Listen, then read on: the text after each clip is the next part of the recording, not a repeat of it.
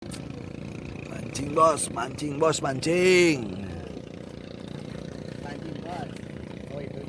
Bab 3421 sampai bab 3422. Keesokan harinya, seorang presiden baru datang ke Universitas Kedokteran. Hal pertama yang dilakukan dekan saat menjabat adalah membatalkan hukuman Ye Chong, memuji Ye Chong di depan umum, dan memberinya sejumlah besar uang. Kejadian ini berakhir dengan pemecatan kepala sekolah, direktur departemen, dan Huo Xiangzeng.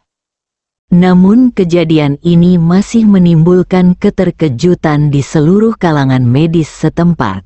Huo Xiangzeng, yang pernah menjadi taipan medis terkemuka di daerah setempat, kehilangan keamanannya pada akhir tahun dan dikeluarkan dari kelas ini ketika dia akan pensiun. Dalam masyarakat yang canggih ini, di usianya, kebanyakan orang tidak akan macam-macam dengannya kecuali dia melakukan kesalahan mendasar. Tidak ada yang menyangka atasan akan memecat Huo Xiangzeng begitu saja. Hal ini membuat orang dalam semakin terpesona dengan latar belakang mendiang guru tersebut. Pada hari ini, kelas Li Yuhan memiliki kelas reguler. Yang berbeda dengan masa lalu adalah seorang gadis yang belum pernah masuk kelas justru datang ke kelas hari ini. Nama gadis ini adalah Liu Mei, dan dia adalah penjahat yang biasa membolos. Liu Mei datang ke ruang kelas dan berdiri di depan pintu kelas, seperti bukit yang megah dan tak bergerak. Sosoknya sangat gemuk dan sepertinya mengandung kekuatan yang tak ada habisnya. Sosoknya bulat dan setiap lekuk tubuhnya begitu mencolok, seolah mengingatkan orang lain bahwa dirinya tidak bisa dianggap enteng. Dan wajahnya lebar dan terlihat sangat berdaging. Kulit wajahnya sangat kencang karena kegemukan, alisnya tebal dan berantakan, seperti dua sapu yang tergantung di keningnya, menambah sedikit keganasan. Mata kecil itu bersinar dengan cahaya yang tajam dan memiliki semacam kekejaman. Setiap kali dia membuka matanya, mata kecil itu seolah berubah menjadi dua pisau tajam, yang membuat orang bergidik. Hal yang paling menonjol adalah hidung Liu Mei yang besar dan rata, dengan sayap hidung yang lebar, membuat orang merasa tebal. Mulutnya juga besar, dengan bibir tebal dan merah, dan seringkali terdapat senyuman menghina di sudut mulutnya, seolah berkata, "Tidak ada yang bisa macam-macam denganku." Dagunya lebar dan kuat, melengkapi keseluruhan tubuhnya menghadapi. Liu Mei melirik ke sekeliling pintu kelas, dan matanya langsung tertuju ke kursi di baris pertama. Itu adalah kursi Li Yuhan. Li Yuhan sedang berkonsentrasi membaca buku di tangannya dengan kepala menunduk, dan dia sama sekali tidak memperhatikan mata Liu Mei. Liu Mei mendengus dingin dan menggunakan tubuh gemuknya untuk mendekati kursi Li Yuhan selangkah demi selangkah. Saat dia berjalan, dia menatap Li Yuhan dengan senyum menghina di wajahnya. Liu Mei berjalan ke kursi di sebelah Li Yuhan. Ada seorang gadis kecil duduk di kursi ini. Gadis kecil itu sudah ditakuti oleh Liu Mei, dan tubuhnya sedikit gemetar. "Pergi," Liu Mei berkata pada gadis kecil itu. Gadis kecil itu segera mengambil barang-barangnya dan berlari ke belakang untuk duduk. Liu Mei, sebaliknya, duduk begitu saja dan duduk di sebelah Li Yuhan. Li Yuhan melirik Liu Mei, tapi tidak menganggapnya serius dan terus membaca. Liu Mei mencibir dan menyingkirkan buku Li Yuhan. Li Yuhan sedikit tidak senang dengan tindakan tiba-tiba ini. Dia menatap Liu Mei dan mengerutkan kening. Mata Li Yuhan penuh dengan keraguan dan kemarahan. Tapi dia masih menahan amarahnya dan bertanya dengan dingin. "Apa yang kamu lakukan?" Liu Mei tidak menjawab pertanyaannya, tetapi mengambil buku catatan Li Yuhan dengan lebih arogan dan berkata tinggi di udara. Senyuman puas muncul di bibirnya, dan dia membanting buku catatan itu ke tanah.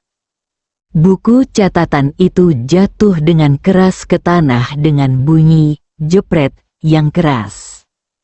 Li Yuhan melihat buku catatan yang terlempar ke tanah, dan ekspresinya langsung berubah menjadi jelek. "Apakah kamu melakukannya dengan sengaja?" Li Yuhan bertanya. Liu Mei mencibir, "Ya, aku hanya merasa tidak senang denganmu. Bagaimana menurutmu?" Li Yuhan mengerutkan kening dan menggigit bibirnya, berusaha untuk tidak kehilangan kendali emosinya. Liu Mei, sebaliknya, sedang duduk di kursinya dan tersenyum bangga seperti seorang jenderal yang menang. Pada saat ini, ledakan tawa yang menyombongkan diri datang dari belakang. Li Yuhan berbalik dan melihat bahwa itu adalah adik laki-laki di belakang Tom. Tom juga memiliki senyum gembira di wajahnya. Li Yuhan tidak tahu bahwa Liu Mei sebenarnya ditemukan oleh Tom. Dia tidak menyukai Li Yuhan dan Ye Chong, jadi dia mengeluarkan uang dan mempekerjakan Liu Mei untuk merawatnya.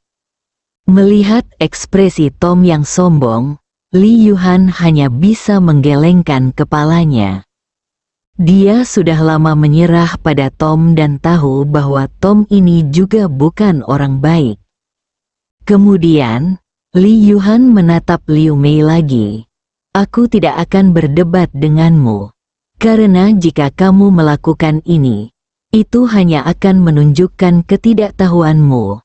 Kamu sungguh menyedihkan," kata Li Yuhan dengan tenang sambil membungkuk untuk mengambil buku catatannya. Setelah mendengarkan kata-kata Li Yuhan, senyuman Liu Mei membeku di wajahnya.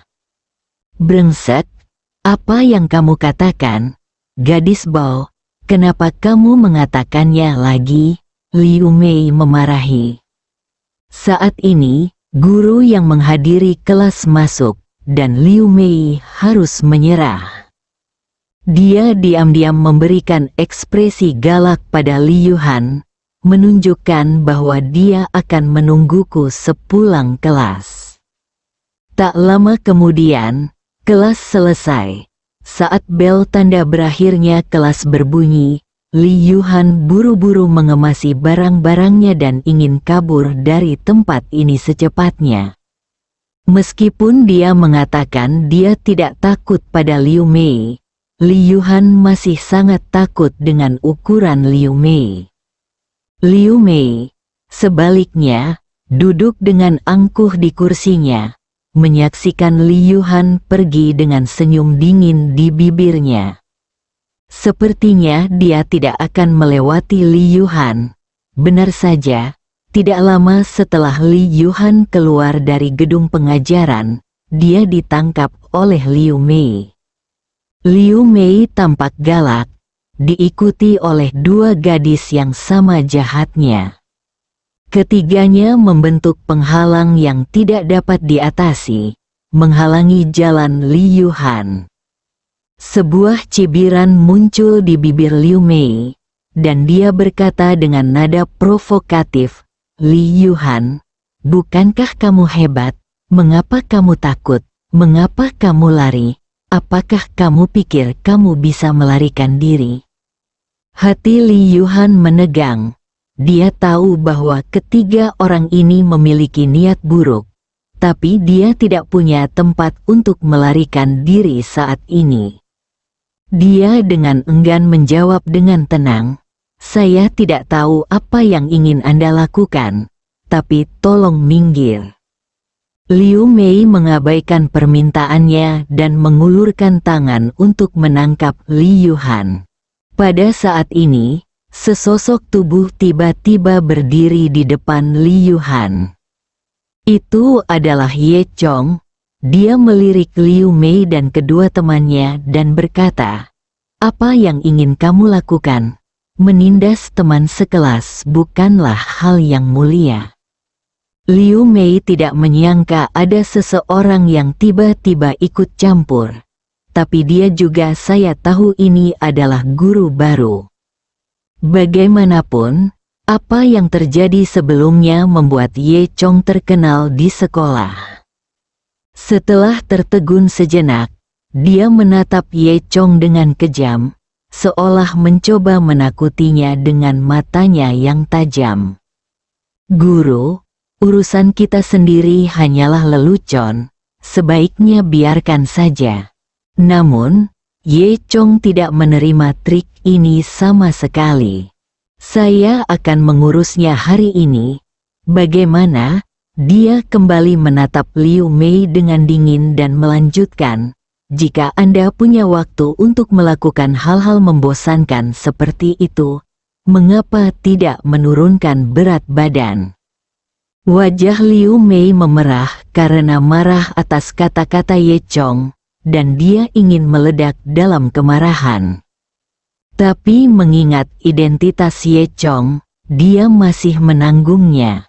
Semakin banyak siswa yang berkumpul secara bertahap, dan Liu Mei tidak dapat mengambil tindakan lagi.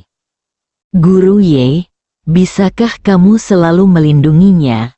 Liu Mei berkata dengan dingin. Kata-katanya penuh ancaman. Ye Chong mengangkat bahu. "Kalau begitu kamu coba. Selama kamu berani menyentuhnya, aku akan melindunginya." Ye Chong pasti mengucapkan kata-kata ini, tapi Li Yuhan langsung tergerak. Dia menatap Ye Chong, matanya berbinar karena emosi, seolah bintang yang tak terhitung jumlahnya berkelap-kelip. Untuk beberapa alasan, Li Yuhan sudah memiliki perasaan yang tidak dapat dijelaskan terhadap Ye Chong, dan dia tersipu malu untuk sesaat. Ye Chong belum menyadari ada yang salah. Para siswa di sekitarku, yang terlahir dengan kemampuan bergosip, sudah mulai memikirkannya. Banyak gadis melirik dengan iri. Mereka banyak berbicara dan menyesali bahwa ini hanyalah adegan presiden yang mendominasi. Liu Mei menjadi pucat karena marah atas kata-kata Ye Chong. Dia menatap tajam ke arah Li Yuhan, lalu pergi dengan marah bersama kedua temannya. Melihat Liu Mei pergi, Li Yuhan menghela nafas lega. Dia memandang Ye Chong dengan penuh rasa terima kasih. "Ya, Guru Ye, terima kasih. Bukan apa-apa. Jika dia ingin menindasmu di masa depan, kamu harus menolak. Kamu tidak bisa membiarkan orang lain menindasmu begitu saja. Jika sesuatu terjadi, saya akan membantu Anda mengurusnya," kata Ye Chong. Li Yuhan mengangguk, merasa sangat aman karena suatu alasan. Oke, ayo kita bubar," kata Ye Chong. Lalu, dia pergi sendirian. Li Yuhan menatap punggung Ye Chong, merasakan manis yang tak bisa dijelaskan di hatinya.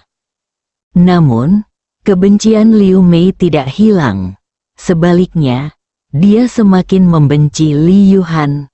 Dia memutuskan untuk mencari kesempatan untuk berurusan dengan Li Yuhan dan memberitahu dia konsekuensi dari menyinggung perasaannya. Tak lama kemudian, kejadian ini menyebar ke kampus. Beberapa orang menyebarkan rumor tentang skandal cinta guru murid antara Ye Chong dan Li Yuhan, yang sempat menimbulkan keributan beberapa saat. Ye Chong tidak tahu apakah harus tertawa atau menangis setelah mendengar berita itu. Dia tahu itu hanya omong kosong, tapi rumor itu menyebar dengan cepat di kampus. Beberapa siswa, sambil menunjuk dan berbisik di belakang mereka, sepertinya telah menguasai suatu rahasia yang mengerikan. Bahkan Tian Lei meneleponnya secara pribadi dan menyesali bahwa Ye Chong benar-benar panutan bagi pria. Li Yuhan pun merasa sangat malu dan resah setelah mendengar kabar tersebut. Dia baik-baik saja, dan dia bahkan sedikit bahagia di dalam hatinya. Tapi dia tidak ingin kejadian ini mempengaruhi reputasi dan masa depan Ye Chong. Dia mencoba meluruskannya, tetapi tidak berhasil. Bahkan menimbulkan dampak sebaliknya dan kini menyebar ke seluruh sekolah. Pada hari ini, Li Yuhan memutuskan untuk mengambil inisiatif untuk berbicara dengan Ye Chong. Ketika dia menemukan Ye Chong sedang berjemur di kantor. Li Yuhan menghampirinya dengan gugup dan berbisik, "Guru Ye, aku minta maaf karena telah merepotkanmu karena urusanku." Ye Chong mengangkat kepalanya dan menatapnya, tersenyum dan berkata, "Tidak masalah. Aku tahu itu semua hanya rumor. Aku tidak peduli. Lagi pula, aku tidak benar-benar ingin menjadi guru. Tapi kamu, jangan." Terpengaruh, Li Yuhan merasa hangat setelah mendengar ini, dan dia bersyukur. Dia menatap Ye Chong dan berkata, terima kasih." Melihat mata Li Yuhan basah, Ye Chong jelas sedikit malu. Sebagai pribadi, dia benci melihat seorang gadis menangis di depannya. "Oh, tidak apa-apa. Nah, ini yang harus aku lakukan. Jangan menangis." Ye Chong berkata omong kosong. Tapi yang tidak dia duga adalah Li Yuhan semakin ingin menangis saat mengatakan ini. Bukan apa-apa, tapi Li Yuhan menangis. Ye Chong menjadi semakin panik. "Tidak, jangan menangis." Ye Chong menghibur. Pada saat ini, langkah kaki kecil datang dari pintu. "Ye Chong, kamu di sini." Ye Chong segera menyadari ada sesuatu yang tidak beres. Itu suara Liu Jing. Saat ini, Liu Jing datang secara tak terduga. Ye Chong diam-diam mengatakan sesuatu yang buruk, dan jantungnya tiba-tiba naik ke tenggorokannya. Dia tahu bahwa rumor antara dia dan Li Yuhan pada dasarnya sensitif, dan jika Liu Jing melihat adegan ini, kesalahpahaman hanya akan semakin dalam. Dia dengan cepat dan lembut berkata kepada Li Yuhan, "Baiklah, tunggu di sini sebentar sementara saya keluar." Setelah mengatakan itu, dia melompat dan keluar dari kantor. Liu Jing kebetulan telah sampai di depan pintu. Matanya penuh keraguan. "Ye Chong, mengapa kamu terlihat seperti orang yang bersalah?" Ye Chong menyentuh hidungnya. Apa yang kamu maksud dengan hati nurani yang bersalah?" Liu Jing mendengus. "Lebih baik masuk dan bicara. Ayo." Ye Chong tersipu dan dengan cepat melangkah maju untuk menghentikannya, mencegahnya masuk. "Yah, baiklah, tidak ada yang menarik di dalam." Ye Chong mencoba yang terbaik untuk terdengar santai. Liu Jing jelas tidak percaya dengan apa yang dia katakan. Dia mengerutkan kening dan bertanya, "Kamu benar-benar aneh." "Benarkah?" Tidak. Kenapa aku mendengar tangisan di dalam? Apakah kamu berbohong padaku?" Liu Jing berkata tiba-tiba. Hati Ye Chong menegang dan dia berkata dengan cepat, apa? Sebenarnya, saya sedang melatih seorang siswa.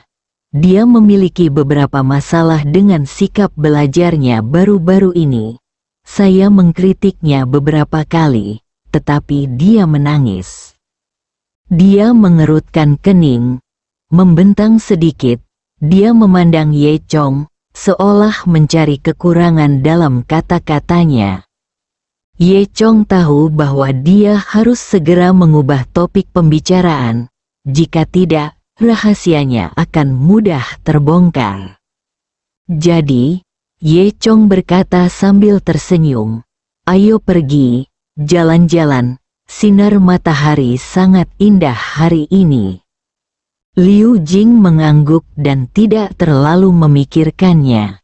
Cuaca bagus hari ini.